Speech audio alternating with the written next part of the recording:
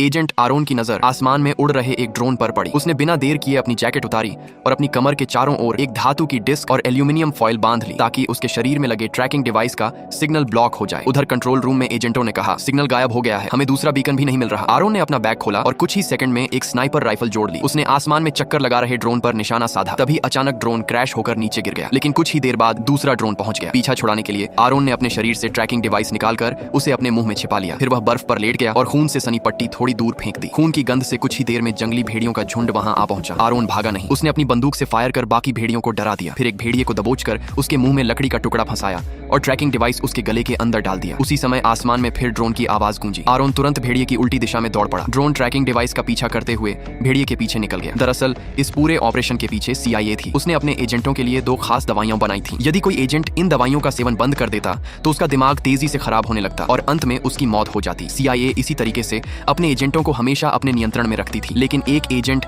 इस दवा के असर से मुक्त हो गया और उसने CIA की इस काली साजिश का खुलासा कर दिया। अपनी सच्चाई छिपाने और राजनीतिक प्रतिष्ठा बचाने के लिए CIA ने उन सभी एजेंटों और वैज्ञानिकों को खत्म करने का फैसला किया जो इस प्रोजेक्ट से जुड़े थे। इस जानलेवा अभियान से केवल आरोन ही बच निकलने में सफल हुआ था, लेकिन उसके पास दवा की सिर्फ 2 गोलियां बची थीं। जिंदा रहने के लिए उसे उस प्रोजेक्ट की इकलौती जीवित वैज्ञानिक मार्टा को ढूंढना था। कुछ ही समय बाद CIA के एजेंट मार्टा तक भी पहुंच गए। वे उसे हमेशा के लिए चुप कराने वाले ही थे कि तभी आरोन वहां पहुंच गया। वह निहत्थे ही इमारत की 3री मंजिल तक चढ़ गया, अपार्टमेंट में घुसा और हमलावर को गोली मार दी। खतरा टलने के बाद आरोन ने मार्टा से दवा मांगी, लेकिन मार्टा ने बताया कि उसके पास कोई गोली नहीं है। फिलहाल दोनों ने वहां से सुरक्षित निकलना ही बेहतर समझा। अब आरोन पूरी तरह निराश हो चुका था। उसकी बची हुई गोलियां एक दिन भी नहीं चलने वाली थी। तभी मार्टा ने बताया कि अगर उसे उसी जीवित वायरस का एक और इंजेक्शन मिल जाए तो वह इस दवा की लत और उसके प्रभाव से हमेशा के लिए मुक्त हो सकता है। यह सुनते ही आरोन के अंदर उम्मीद की एक नई किरण जाग उठी। लेकिन वह प्रयोगशाला फिलीपींस के मनीला शहर में एक फैक्ट्री के अंदर थी। दोनों नकली पासपोर्ट की मदद से एयरपोर्ट पर इमिग्रेशन पार कर गए। लेकिन तभी मार्टा की नजर एक न्यूज स्टैंड पर रखे अखबार पर पड़ी जिसमें उसकी ही तस्वीर छपी थी। वह उसे देखने के लिए रुक गई। बस यही छोटी सी गलती उनकी मौजूदगी का सुराग बन गई। CIA ने तुरंत पता लगा लिया कि दोनों मनीला जा रहे हैं और फैक्ट्री को खबर कर दी। लेकिन तब तक बहुत देर हो चुकी थी। आरोन लैब में पहुंच चुका था और उसने सफलतापूर्वक जीवित वायरस का इंजेक्शन अपने शरीर में लगा लिया था। फैक्ट्री मैनेजर ने तुरंत अपने लोगों को आरोन की तलाश में भेज दिया। इसी बीच आरोन और मार्टा प्रोडक्शन एरिया में पहुंचे